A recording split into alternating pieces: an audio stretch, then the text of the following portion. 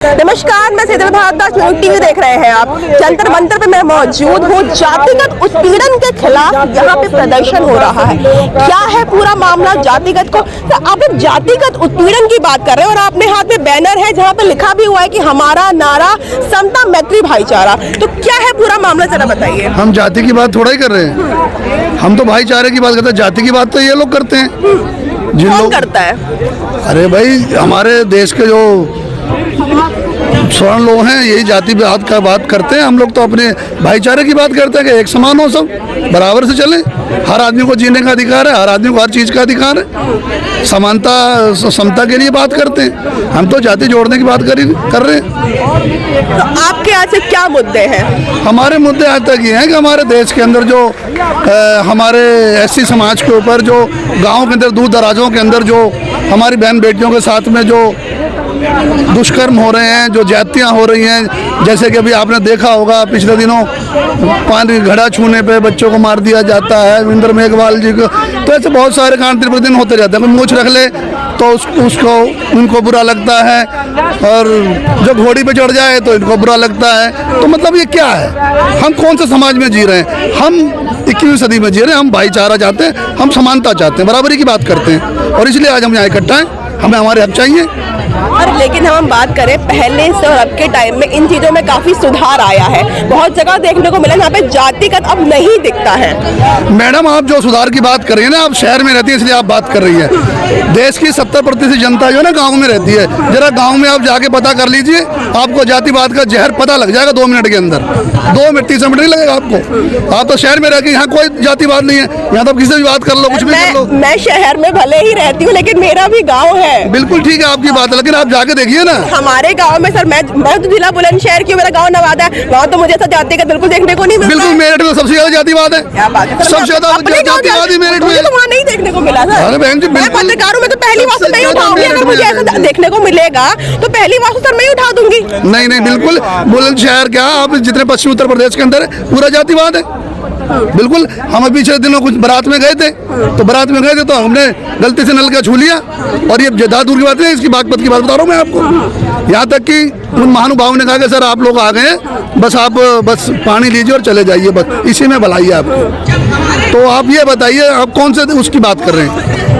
समाज इतना ज्यादा जागरूक हो चुका है, लोग पढ़ लिख रहे हैं, आगे बढ़ो। अभी भी हम कहीं ना कहीं जातिवाद में फंसे पड़े हैं। ये आप गलत कह रही हैं। आपने प्रतापगढ़ में एक आदमी दुर्गा की मूर्ति छू देता है, उसकी पीट के हत्या कर दी जाती है ब्राह्मणों के द्वारा। और जो आदमी राजेंद्र पाल गौतम संवैधानिक पद पर थे, मंत्री थे, उस आदमी का गला काटने के लिए एक महंत जो है घोषणा करता है, उस पर कोई कानूनी कार्रवाई नहीं हुई। जो आदमी आतंकवादियों जैसा घोषणा करता है कि इस आदमी गला काट के लाओगे, मैं 50 लाख रुपए दूंगा, उसकी गिरफ्तारी क्यों नहीं हुई आज तक? संविधान कहाँ है? संविधान का पालन कहाँ हो रहा है? हेट स्पीच के नाम पर एक आदमी सस्ता जाती, एक आदमी रोज हेट स्पीच बोलता है। इनकी अभी शकीला बानो नाम की महिला जिसके साथ बलात्कार हुआ, उसको छोड़ दिया गया। अब आप बताइए कहाँ है? अभी कल परसों की बात है, किसी को जो है कोर्ट बलात्कारी को बरी कर रहा है। संविधान कहाँ है भाई? अब आप सोचिए, आप लोग कहते हैं जातिवाद तो कहीं देखने को नहीं मिलता। जाति के नाम पर यदि आदमी मूछ रखता है उसकी हत्या होती है। जाति के नाम पर आदमी संवैधानिक पर जो है किताब आपका पुस्तिका जांची जाती है। जाति के नाम पर जुल्म जाति होती है। जाति के नाम पर आप पश्चिमी यूपी की बात कर रहे हैं, किया है। मैं पूर्वी उत्तर प्रदेश आता हूँ। पश्चिमी उत्तर प्रदेश में घोड़ी पर चढ़ने के लिए एक जो है व्यक्ति जो है जो ओहदे पर होता है एटा में, वो सुरक्षा मांग करके तब घोड़ी पे चढ़ पाता है। आप देखिए ना, आप लोग जाति की बात करते हैं। आज जितनी जाति संस्थानों की जो बात हो रही है, आप देखिए 5 कोलिजियम सिस्टम से आए हुए जज निर्णय दे देते हैं EWS कोटा मान्य है। जब वही गुर्जर मांगता है, वही जाट मांगता है आरक्षण, वही मराठा मांगता है, वही पटेल मांगता है, तब कहते हैं कि 50% के ऊपर जो है सीमा के ऊपर जो है आरक्षण नहीं जा सकता। लेकिन 10% क्यों दे दिया गया? और आप देखिए, तो कल 10% जो दिया गया है स्वर्ण जातियों के निचले हिस्सों को, तो आपको उनसे तकलीफ है? मुझे तकलीफ नहीं है। समस्या ये है कि जब लोग आरक्षण मांगते हैं तो उनके ऊपर लाठी मारी जाती है।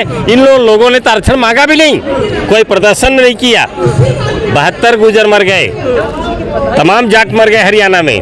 मराठा मर गए, पटेल मर गए, उस पर कोई कार्रवाई नहीं होती। इन्हीं के ऊपर तुरंत कार्रवाई। 8 लाख के अंदर क्रीमी लेयर के अंदर 8 लाख जिसकी इनकम हो वो आदमी EWS कोटे में गरीब में आता है, और OBC का व्यक्ति 6 लाख के अंदर जो है क्रीमी लेयर में आता है। आप दोहरी बात कैसे चल सकता है भाई? जिसके घर में 8 लाख रुपए सालाना इनकम हो वो गरीब कैसे हो सकता है?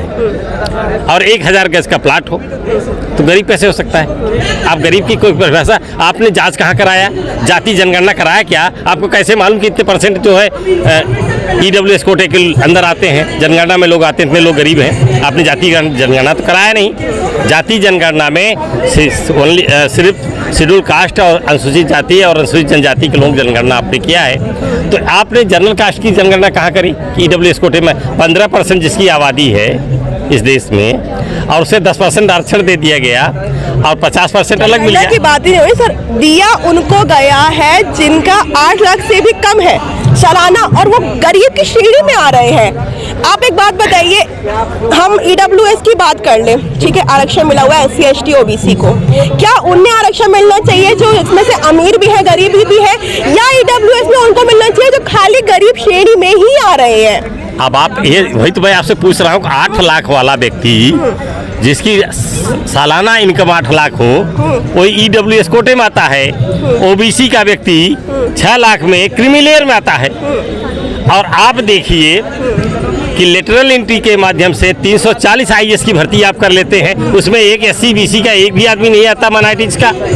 ये क्या है आपका? ऐसी व्यवस्था कैसे चलेगी भाई? आप दोहरी व्यवस्था। आप कहते हैं देश के प्रधानमंत्री सारे मंदिरों में जाकर के माथा टेकते हैं, किसी क्रिश्चियन के यहाँ गए क्या? किसी हिंदू के यहाँ गए क्या? किसी मुसलमान के जगह गए क्या? आप कहते हैं मैं देश का प्रधानमंत्री सबके प्रधानमंत्री हैं, ना कि एक धर्म एक संप्रदाय के प्रधानमंत्री हैं। लेकिन संरक्षण किसको दे रहे हैं? एक संप्रदाय के लोगों को। किसको दे रहे हैं? आपने राम मंदिर का उद्घाटन आपने कराया। ये आपका काम है राम मंदिर बनाना। क्या आपको मंदिर बनाने के लिए लोगों ने चुना था? आपको देश की सुरक्षा, देश की चिकित्सा, मंदिर बनकर उसे तकलीफ क्या है उससे? हमको तकलीफ नहीं, लेकिन आप सरकारों का काम नहीं मंदिर बनाना। क्या बात कर? सरकारों का काम नहीं है मंदिर बनाना, सरकारों का काम मस्जिद बनाना नहीं है, सरकार का काम नहीं है। ये काम जो है धर्म गुरुओं का है, धर्म गुरु अपना काम करें। लेकिन आप जो है धर्म गुरुओं का काम आप करेंगे। और आप देखिए संवैधानिक पद पर राष्ट्रपति होता, राष्ट्रपति को निमंत्रण नहीं देते आप। और जो लोग उछल करके मंदिर बनाने के लिए जा रहे थे, उनकी भागीदारी कितनी है?